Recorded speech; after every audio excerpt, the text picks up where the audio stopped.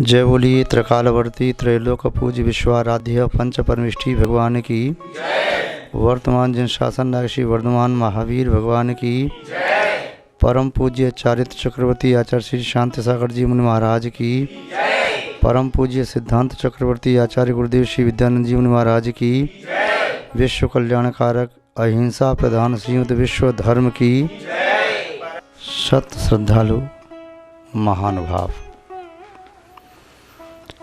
संसार में जितने भी चराचर जीव विद्यमान हैं उन सभी जीवों में मनुष्य उत्कृष्ट है।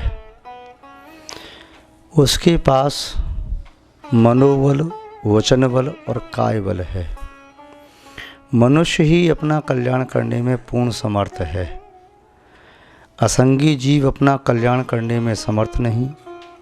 संगी जीव चारों गतियों में पाए जाते हैं, किंतु वे चार गति के जीव तिर्यंच, नारकी और देव ये भी अपना पूर्ण कल्याण नहीं कर सकते।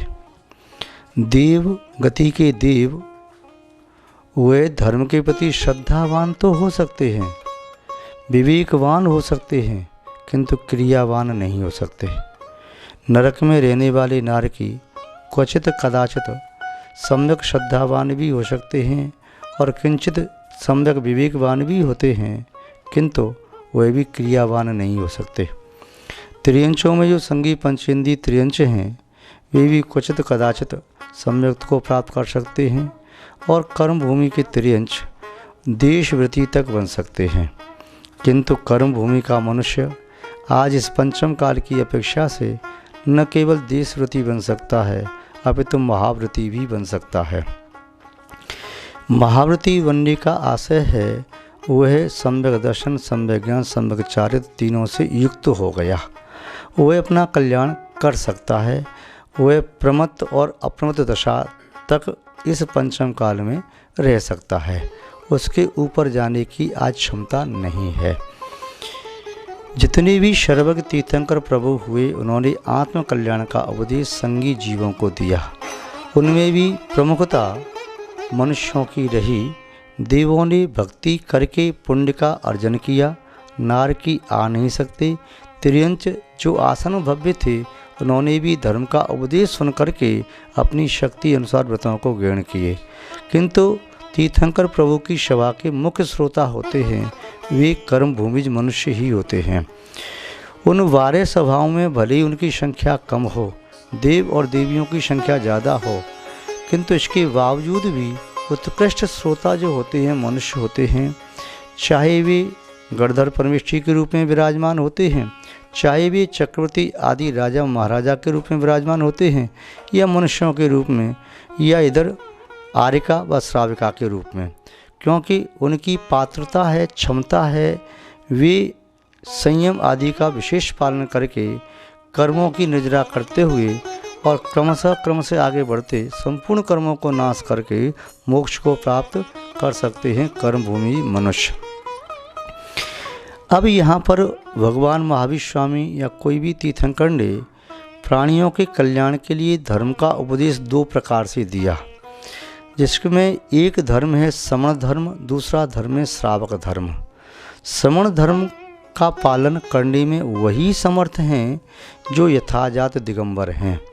यथाजात दिगंबर बन करके जिन्होंने सम्यक दर्शन, सम्यक ज्ञान, सम्यक चारित्र से अपनी आत्मा को सुशोभित किया है और जिनकी आत्मा रत्नत्रय से अनुरंजित है, जो अभेद रत्नत्रय को प्राप्त करके आत्मा में लीन हैं, वह अपना कल्याण करने में माना कि तीव्र गति से मोक्ष मार्ग में चल रहे हैं और विशेष समर्थ हैं। किंतु संस्कारों को ग्रहण करने के लिए जो दूसरा धर्म तीर्थंकर प्रभु ने कहा वह श्रावक धर्म है। श्रावक का धर्म कहो, उपासक का धर्म कहो, सेवक का धर्म कहो, अनुगामी का धर्म कहो, देशवती का धर्म कहो, अणुव्रती का धर्म कहो, लघु धर्म कहो, ये सब करीब करीब एकार्थवाची शब्द हैं। समण धर्म, महाधर्म, महाव्रत, सकल धर्म, उत्कृष्ट धर्म ये मुनिराजों के हैं। उनके धर्म का प्ररूपण करने वाले वर्तमान काल में अनेक शास्त्र हैं, जैसे मूलाचार प्रदीप, अनगार धर्मामृत, मूलाराधना, प्रवचनसार, नियमसार, समयसार, इसके साथ साथ आचार सार आदि ग्रंथ, समणा यारो आदि ग्रंथ, अनेक ग्रंथ हैं। किंतु श्रावकों के आचरण का कथन करने वाले ग्रंथ अनेक हैं तो सही, श्रावक उनका विधिवत अध्ययन नहीं कर पाता। किन्हीं आचार्यों की अपेक्षा श्रावक की किसी विशेष क्रिया को सुधारने की, किसी को विशेष क्रिया की प्रेरणा देने की अलग अलग है। प्रारंभ में जो श्रावकों का आचार था वह आचार्य कुंदकुंद स्वामी ने अति संक्षेप में वर्णन किया। उसके उपरांत आचार्य उमा स्वामी महाराज ने तत्व सूत्र के 7वें अध्याय में श्रावकों के आचरण का वर्णन किया। आचार्य उमा स्वामी महाराज ने पुनः अलग से एक उमा स्वामी श्रावकाचार की रचना भी की। जैसा उन्होंने उसमें लिखा है कि 7वें अध्याय में श्रावकों के धर्म का कथन करने पर भी वह कथन अपर्याप्त जैसा प्रतीत होता है, इसलिए उमा स्वामी श्रावकाचार इस नाम से श्रावकाचार लिखने की आवश्यकता पड़ी। आचार्य उमा स्वामी के महाराज के शिष्य माने जाते हैं समंत भद्र स्वामी। उन्होंने लघु काय कृति श्रावकों के हित में प्रस्तुत की। यद्यपि आचार्य समंतभद्र स्वामी के द्वारा विरचित अनेक सत साहित्य है, सुत संवर्धन करने वाले अनेक ग्रंथ हैं। आचार्य समंतभद्र स्वामी की प्रज्ञा एक असाधारण थी। वे नैयायिक, वाग्मी, महर्षि थे।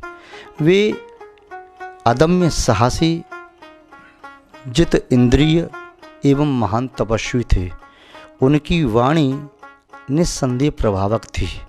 वे सिद्धांत, आगम, न्याय, व्याकरण, तर्क आदि के उच्च कोटि के विद्वान थे। बचपन से वे क्षत्रिय कुलोत्पन्न एक राजकुमार थे। उरगपुर जिले में उन्होंने जन्म लिया। बचपन का उनका नाम शांति वर्मा था और वे बाल्यावस्था से ही संन्यास के मार्ग को स्वीकार करके जीवन में अनेक प्रतिकूलताओं का समता से सामना करते हुए वे आगे बढ़े। उन्होंने अपनी आत्मा का कल्याण करते हुए जिन शासन की प्रभावना की, उनके प्रमुख ग्रंथ हैं बृहद स्वयंभू स्तोत्र, युक्त्यानुशासन, आप्त मीमांसा, रत्न कंडक श्रावकाचार, स्तुति विद्या और इसके साथ साथ शब्दानुशासन, प्राकृतिक व्याकरण। ये ग्रंथ अवश्य ही पठनीय हैं। श्रावकाचार के संबंध में इनका लघुकाय ग्रंथ रत्न कंडक श्रावकाचार आज भी उतना ही प्रासंगिक है जितना प्रासंगिक आज से लगभग 1900 वर्ष पूर्व था।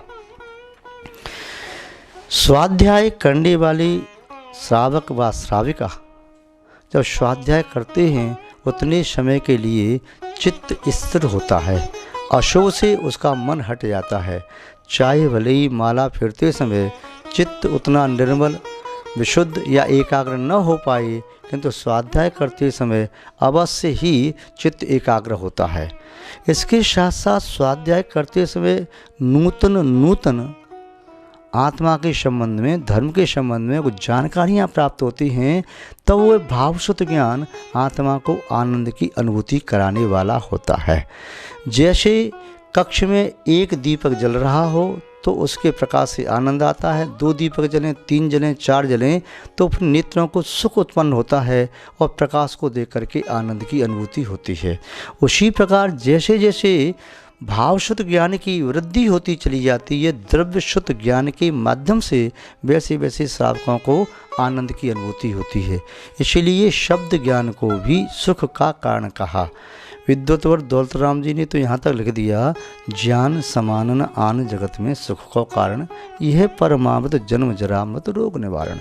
ज्ञान के समान सुख का कारण दूसरा और कोई नहीं है।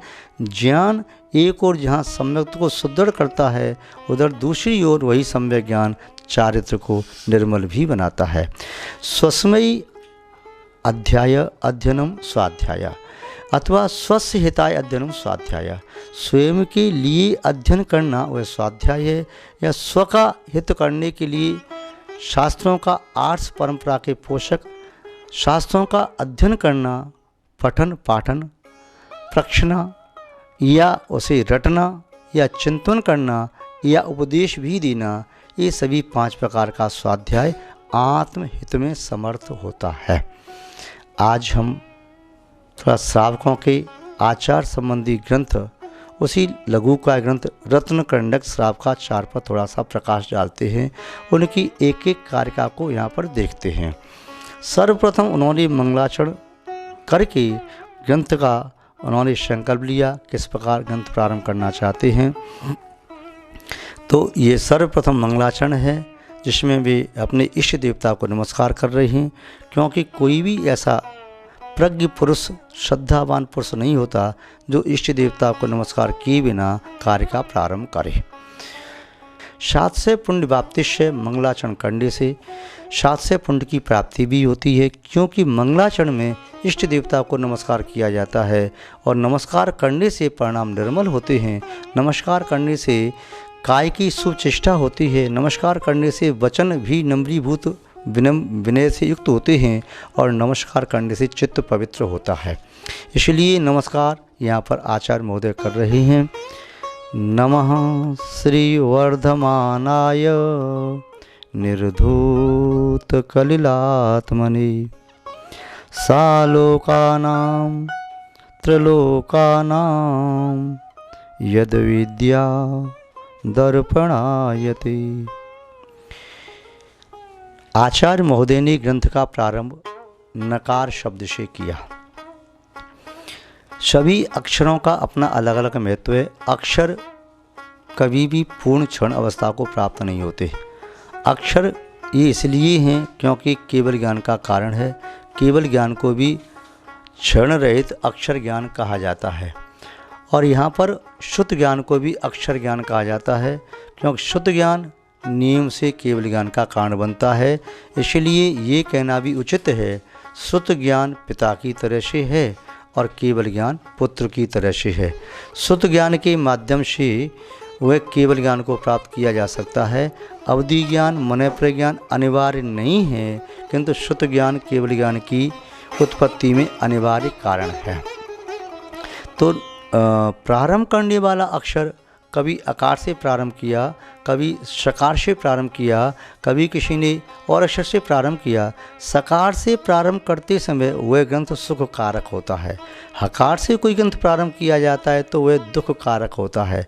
आचार्य महोदय ने हकार से भी प्रारंभ नहीं किया, शकार से भी प्रारंभ नहीं किया, क्योंकि हकार से प्रारंभ करने में हे भगवान, हाय ऐसे शब्द निकलते हैं तो ये आर्त का प्रतीक है, संक्लिष्टता का प्रतीक है, दुख का प्रतीक है, और इन शब्दों का उच्चारण करने से अंतर में संक्लिष्टता, दुख आदि की समृद्धि होती है। शकार वह सम्यक्त्व का, समग्रता का, समीचीनता का इत्यादि का प्रतीक है, और वह शकार इसलिए सुख का भी कारक माना जाता है। नकार का क्या अर्थ है? आचार्य महोदय ने नकार का प्रारंभ करके ग्रंथ प्रारंभ क्यों किया? पहला तो सीधा सीधा कारण ये है कि नमः, वे अपनी बात को नम्रतापूर्वक नमस्कार करके कह रहे हैं। इष्ट देवता का नाम भी बाद में, पहले नमस्कार। दूसरा अपन ये लगाएं कि न अक्षर का प्रारंभ क्यों किया? ये न अक्षर जल तत्ववाची है। न अक्षर प्रारंभ में लिया तो उन्होंने ये भाव रखा कि इस प्रक्रिया को प्रारंभ करते हुए, ग्रंथ को प्रारंभ करते हुए मेरे अंदर जल तत्व की वृद्धि हो, जिससे परिणाम शांत हों। शांत परिणाम होने से मन अच्छी तरह से कार्य करता है, इंद्रियां समुचित कार्य करती हैं, वचन भी श्रेष्ठ निकलते हैं।